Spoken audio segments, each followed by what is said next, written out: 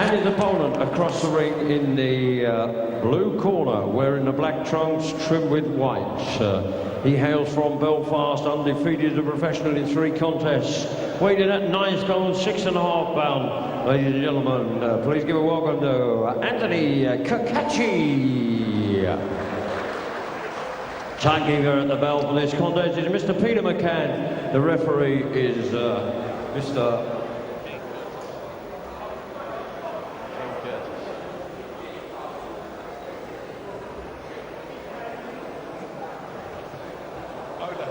Ladies, you both know the rules. When I say break, you take a step back. In the event that once you're going down, the other one goes through a little bit longer, and you bend yourself all time. Okay? Shake hands, best of luck.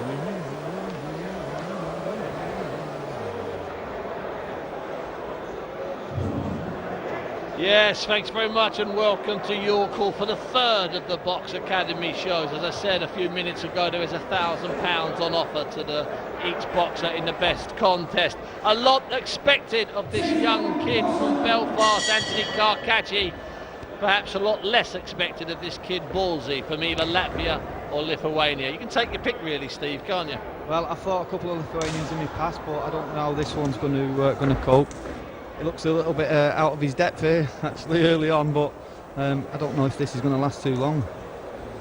This kid Cacace, we better go through it quick in case the fight doesn't last very long. He's only had 3, but he's looked impressive, even beating guys that, you know, were there to lose.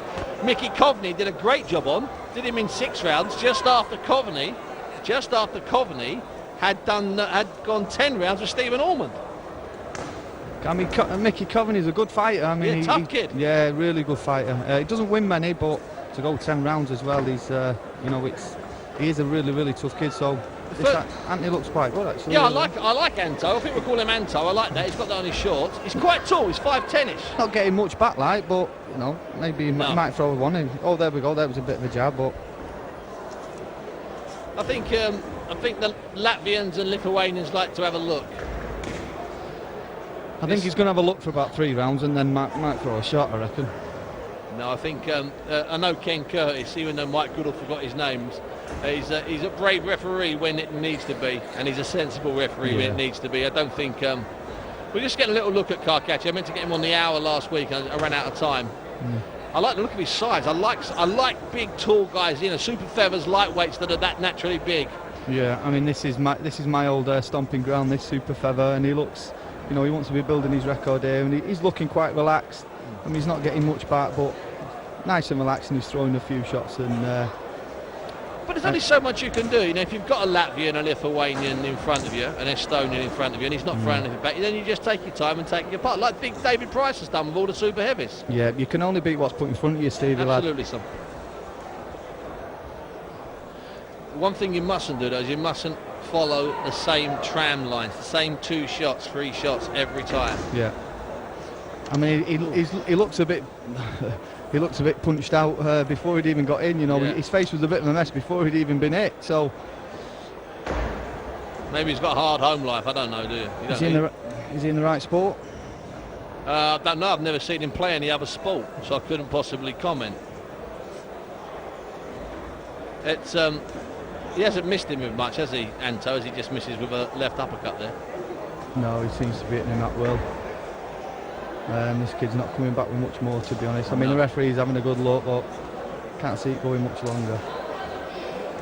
You think that if Cacace opened up, it could be all over, Steve? That fair comment? Well, yeah, I think so. I mean, he's obviously seen that he's going to beat him. He's just going to take his time, probably for the first round, have a look at him, get the few points behind his belt, and then hopefully he might pick it up a bit and have a good stoppage. He's only had 2, Cacace. Tonight he was looking for his, sorry, not Cacace, our man Balsys. He's only had 2.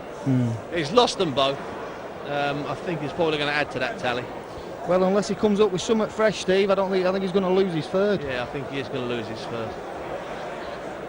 It's just, I sometimes worry about some of these imports. I know you can bring them in and they're tough and they're game, and you have to do it. But saying that, I like the look of Cacace, and even though it's a fairly low-key start to our 3rd Box Academy show here at Your Call, I can see 1 or 2 of the survivors, 1 or 2 of the journeymen in and around super feather and lightweight doing a bit of tabulating in their head and making sure they had a few quid. Yeah. When they get a late call from Dean Powell to fight Cacace in a couple of months, I think his stock's probably gone up a good couple of grand. Of course. I mean, I've seen worse fighters, Steve. There's been fighters that have just dropped to the ground, haven't they?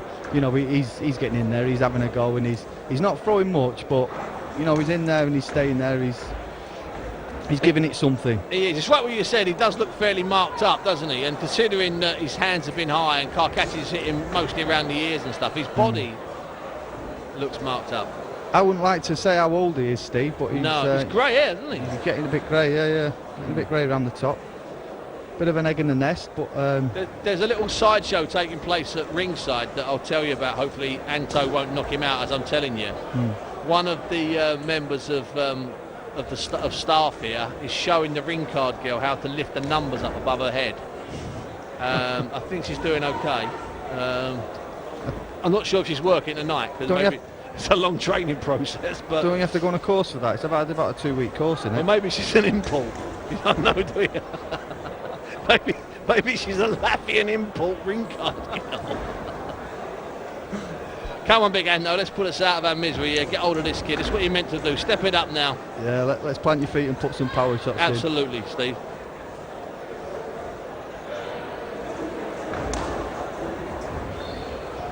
Yeah.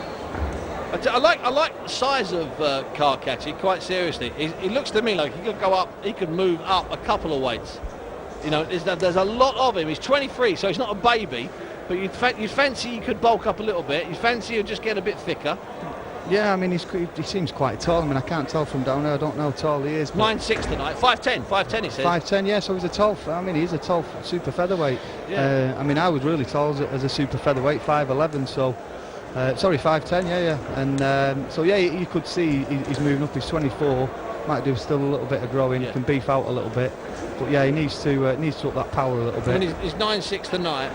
I don't think he's trying too much power tonight, Steve. It's like he's floating through, doesn't want to catch his hands on a head or an elbow, really. Yeah, I mean, for a tall kid, you'd expect him to be a nice boxer and, you know, getting out the way, but he seems to like a little bit of a fight. He's not afraid to get in there and get close and throw some shots. So let's see if he can put some big shots in. You know, he's shown us that he's winning the fight. He's shown us that this kid's not doing much more. So, you know, now's the time for him to step up and finish him off, I think. I agree with you completely. I agree with you absolutely.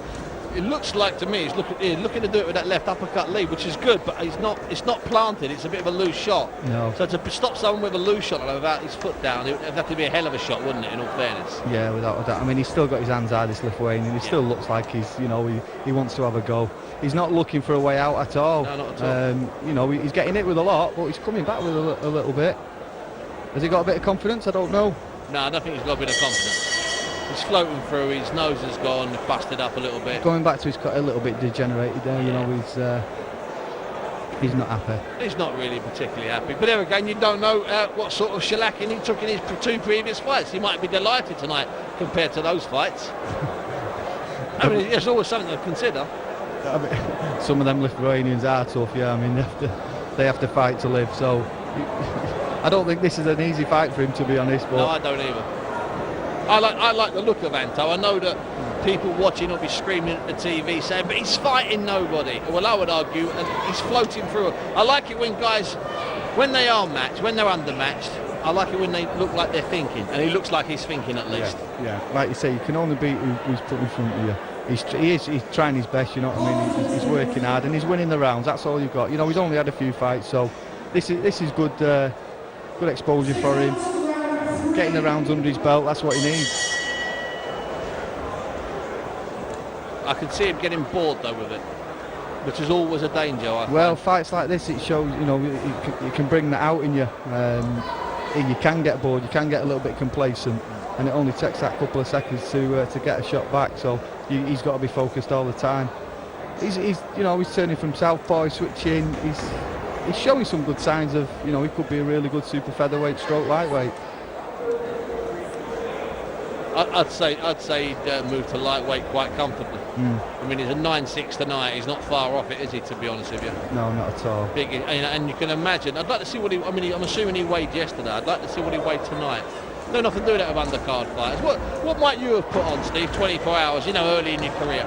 And yeah, I mean, I struggled to put weight on, to be honest, and I didn't like going over, 4 or 5 pounds. Okay, so not a lot. No, not a lot at all. You get other fighters who like to put on a stone, but at my size, I like to feel quite fresh, and I like to run away. So I need the lightness. I don't like taking shots from these Steve. So might have you actually have lost a bit of weight between the weigh-in and the fight? Just done a long run or something? I'd have lost my weight to get me a bit quicker.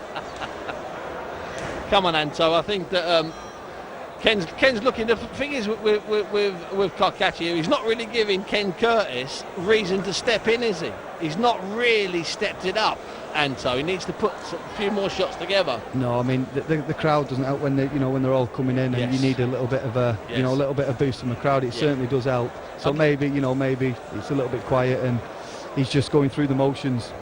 I'd like to see him in Belfast. I'd like to see him with a few of the Italians floating around. He's got that Italian flag and obviously the Cacace. So we're trying to be clever, thinking it was a Gaelic name. Of course, it's an Italian name, isn't it?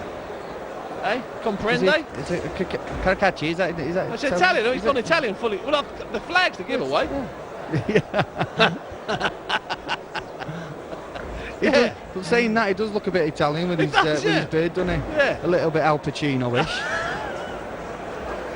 In fact, he does, doesn't he? Yeah. Cool, we're sharp on the intake today, you and I, son, aren't we? It's only 30 seconds left in the third round. I thought it was Welsh. Well, it was some sort of ancient Irish name. Oh. Come on, Anto.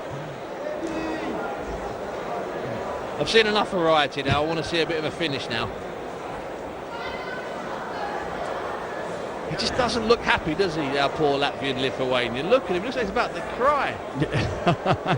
he was looking like that before he'd even got in the ring. He's come over here. He's not got his trainer with him. Yeah, is he? He's got, he's using a house sort of second trainer. Maybe it's his agent. You know how that works. Not illegal, standard business.